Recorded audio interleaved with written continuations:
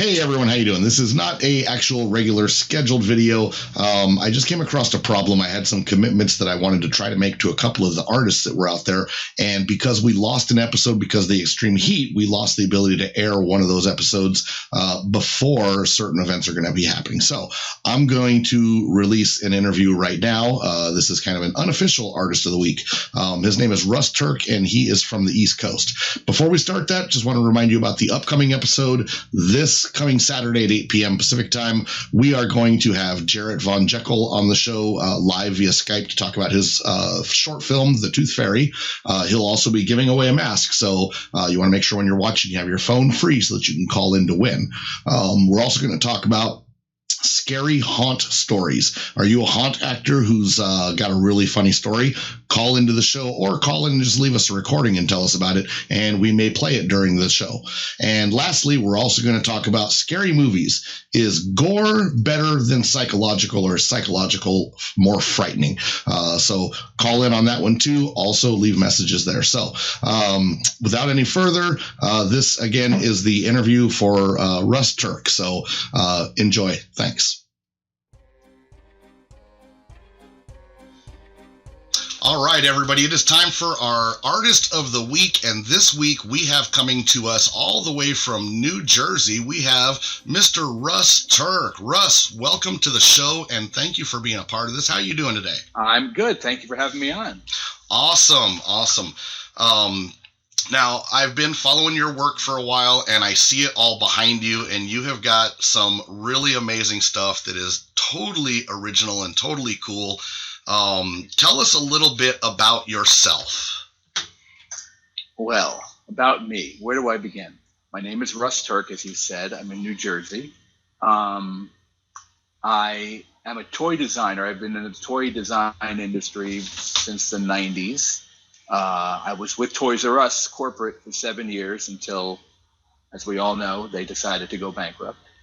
I love toys. I collect toys. Besides monsters, I am a huge Star Wars geek.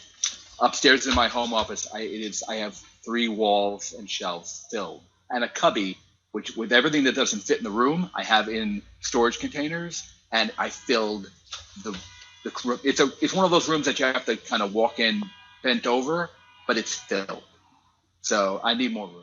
Wow. A bigger house. I'm actually also a huge Star Wars fan. We have a theater room in our house, and I actually have one of the Supreme Edition Darth Vader suits on a mannequin that's actually on display, the whole life-size Darth Vader there. So I'm coming over. Absolutely, yeah. We'll watch Star Wars on my big screen. Yay. So now, toy designer, that's pretty cool. I can guarantee you that anybody who's grown up with toys hasn't at some point in their life dreamed of being a toy designer. What exactly is that like as a career? What's the day-to-day life as a toy designer like? Well, I mean, I'm not with Toys R Us anymore, so I don't do that much toy design. I'm looking for a full-time job now and for freelance. So let me see. Well, I mean, I didn't do anything fun like Star Wars. I didn't work for Hasbro. Most of the stuff I've done has been preschool and infant based stuff, mostly. But it's fun because I get, the idea is for preschool and infant toys, if I'm given an assignment, like we want you to do like a set of stackable characters. Mm-hmm. That can stack on top of each other, and let's say we want them to be circus animals. Well, then I get to sit in front of a blank sheet of paper and just for a day or two, just sketch ideas, just ideas that come to my head. I'll do research online. I'll come up with ideas. See, that's the thing. You need to have an imagination, and there's no, with toy design, and especially for infant and preschool stuff, you're not going to reinvent the wheel. And in some cases you can if you come up with something really brilliant, but a lot of times you just kind of doing something that exists but a new spin on it, or doing something original, and you get to draw, and you have to sometimes think not just 2D, you need to think 3-dimensionally, because a lot of the things that I would design would be molded. Mm-hmm. Just like masks, you have to think 3-dimensionally. But it's fun because it's great. The thing I love about toy design is unlike people who paint or just draw, when I design a toy, sometimes it comes from my imagination. It gets on paper. It goes in front of a lot of people. Everyone has opinions and changes, and then you send the designs. And if it's a license thing, you have to work with the licensor and get approvals and make changes. And then you go through the buyers, and the buyers may have an opinion. And the factory gets it. You work with the factories, and they have to make it. So it's amazing. The thing I love about it is I'll have an idea, and then months later, I'll have it in my hand. Yeah. In dimensional, and then the coolest thing is you walk into a store and you see it on the shelf. So you think back from an idea in my head, a seed planted here, a sketch, a Photoshop or Illustrator drawing, a technical drawing, and there it is on a backer card with a price tag, and I can buy it. So unfortunately, it sounds like it's not as much fun as we probably all imagine, waking up in the morning and just playing with a bunch of toys and coming up with ideas. Sounds a little bit more corporate. There are times like that too. My favorite thing about toy design is just the ideation stage, where I have an assignment, and they say, come up with some ideas, and I go, okay, and I go and I just draw and research and draw and some of the things you draw are the most ridiculous things, but you just keep drawing, even if it's dumb. Because sometimes a doodle that is ridiculous will make you think, oh, but you look at it the next day and you go, oh, it's kind of dumb, but what if I like this piece and this piece will inspire this? You never know what idea is going to spark another idea, which is going to turn into the final good idea. Yeah. Now, how did you get involved in mask making? Is that something that kind of derived from that, or tell us how that happened? I was into monster movies ever since I can remember. When I was a kid in school, and when you're in like grade school and they have that thing where you can order now it's all digital, but when you can like pick a book out and you can order it and they'll give you the book. I got some cheesy book on famous movie monsters. It was all black and white images from like, the Universal horror movies. I love Frankenstein and Dracula and the Wolfman and all that. And I was always into monsters. And then I would read Fangoria, and I was like 12 or 13, and I would get famous monsters and read about Rick Baker. And once I saw like American Werewolf in London. Oh, yeah. And back then there was no internet. So I don't remember how there were certain magazines that, like there was a magazine, I don't remember. I have the file of the PDF of the mask making thing, but it was a whole PDF on how to make a full head rubber mask. Oh. Rubber mask. Showed the sculpting, the mold making, and I have it. It's online. I forget the name of it, but I downloaded it years ago. And back then, information was not, you couldn't just absolutely Google it. Yeah. But I don't know how I found stuff out, but I would just find information out, and I had to save my allowance to buy latex and clay and plaster of Paris back then. I was a kid. I didn't know what I was doing. Yeah. Did my own life cast, and I wanted to be a makeup artist. I thought, that's what I want to be. And I would, buy foam latex and did my own life cast and I was really into like doing old age makeups mostly. And I would send pictures of my stuff to Dick Smith in New York, Larchmont, New York. He would write back, give me tips and stuff. I have everything he ever wrote back. I have all the letters. Oh, very cool. And, but I guess after high school, I just kind of got cold feet, and I just didn't have, nowadays I have I'm very passionate, and I have the drive and the passion. But back then I was just very timid, and I didn't believe in myself enough to think I could do it. So I kind of just never followed through. I regret that, but what can you do? No. I can't spend a life regretting, but I always loved monsters. And then when I went to art school, got into design and product design, not monsters, and I fell into toys in my early 20s, and I was doing that, and we loved it. But I was living in apartments, and I didn't have the space to make molds or big things, so I just kind of didn't do it. No. Until a few years ago, when we bought our first house, and the house was great. I saw the listing, and we saw the house for the first time. The listing didn't show it had a basement. And the realtor showed me the house, and we went down to the basement. It was this huge unfinished basement, and as soon as I saw that basement, I was like, workshop. I can't wait. So I didn't buy the house because of the basement, but it definitely helped. Made me, and took me 6 months after closing on the moving in to get it set up, and that was spring of 2017. So I started making masks after a 20-year hiatus. Wow. Fall of 20. What year is this? 2019. Fall of 2018. No, that was last fall. Wait, this is 20. fall of 2017. So almost 2 years ago, I started making masks again. Yeah. And it reignited the passion in me that I didn't think I was this passionate about it until I started doing it again. And it's funny because every mask I make, I get more passionate. Oh, very I get cool. more into it. I'm exactly the same way, and it does make a huge difference. I built this shed out here for my studio because I outgrew my garage and I needed a dedicated spot. So I feel I'm right there with you. I wish mine was a basement that was closer.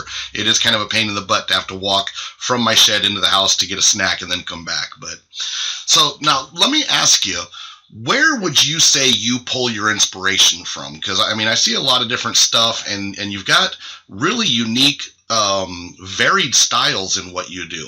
So where do you get your inspiration from? Well, a lot of the first mask I made after I started up again, and it's funny because I look at the first mask I make. There's no pictures of it, I think, on my Instagram because I look at it now and I go, oh my God, that's horrible. But because I hadn't sculpted in years. Mm-hmm. But I came up with some characters years ago for action figures that I tried to sell to Toys R Us as while I was an employee, and they loved them, but it didn't get past the buyers. Some of the buyers liked it, but you need to have like universal support from all buyers. Mm-hmm. And they were called Monster Pigs, and they're basically all. Imagine a world where all the classic movie monsters exist, but they're all humanoid pigs, but they have all the same characteristics. And I had the Hunch Pig of Notre Dame. I have Oikenstein's monster. I had the Phantom of the Slop Ride. All these different, and I drew them all. I made 2 prototypes, and so the first mask I thought, why don't I just make the Hunch Pig of Notre Dame as my first over-the-head mask? Uh-huh. And so that's the first mask I made. So a lot of my ideas initially came from my own characters, like kind of whimsical, cartoony, not like. I mean, cartoony, yes, but I didn't want to make them cute. I wanted them to be kind of gross and ugly, but still not like have the monster edge, but still be kind of whimsical and fun. Mm-hmm. But inspiration came from my own ideas, and I like caricature. I mean, in high school, I worked at Great Adventure, Six Flags, drawing caricatures. Mm. So I worked for them. So I learned how to do caricature and exaggerations and get likenesses at a young age. So that's why I did my sometimes some of the things I do are serious, like monsters, but like my Karloff monster, I did my back there. It's Boris Karloff is the Frankenstein monster, but there's so many Frankenstein monster masks out there. Yeah. That I felt, let me do one that's looks like Karloff, but it's kind of like a whimsical, almost like Mad Monster Party. Yep. Like Fang from that, but I have the Fang mask actually behind the camera here. But I want to do mine and hair, learn to do herring and everything. So inspiration comes from kind of a caricature style, which I enjoy doing, mm-hmm. or whimsical stuff. But at the same time, I looked at my stuff and I was like, wow, a lot of my stuff is really cartoony and whimsical. I should kind of do, and I'm inspired by so many people's work, I should do some more serious monster creatures. So then I thought of doing like the demon biker, the red guy over there, and, or doing like Undead Ed recently. They could do a, and when I look at other people's work, I mean, I look at some.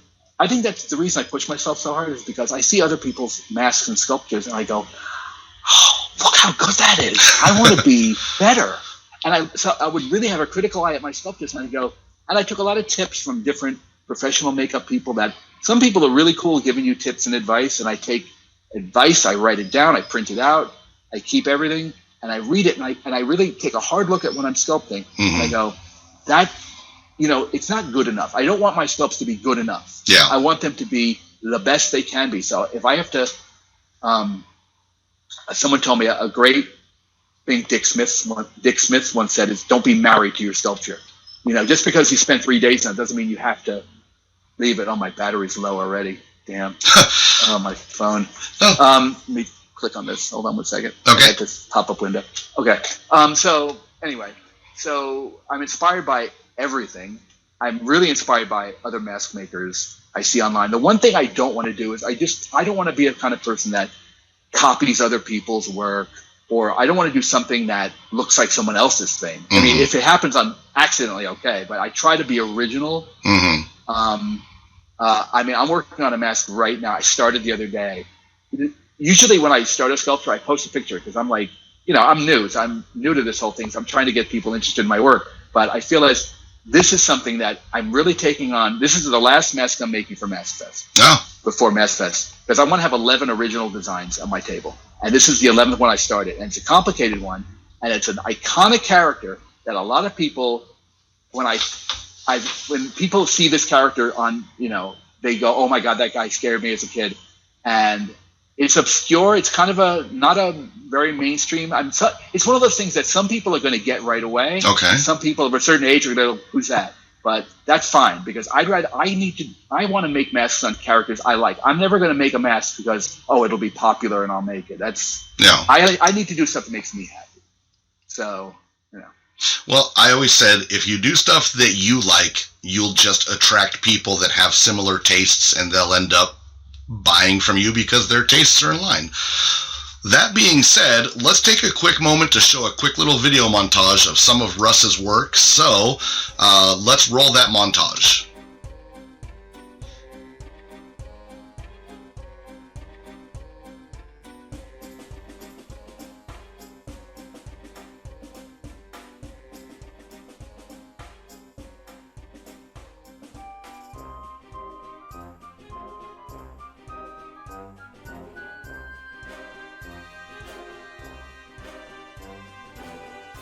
All right, Russ, again, I really find it's interesting as I see more and more artists out there. There are all these artists who I think tend to have like certain looks to their sculpts where you can actually just look at a mask and you can almost say, oh, that's done by so-and-so. I can tell by the style.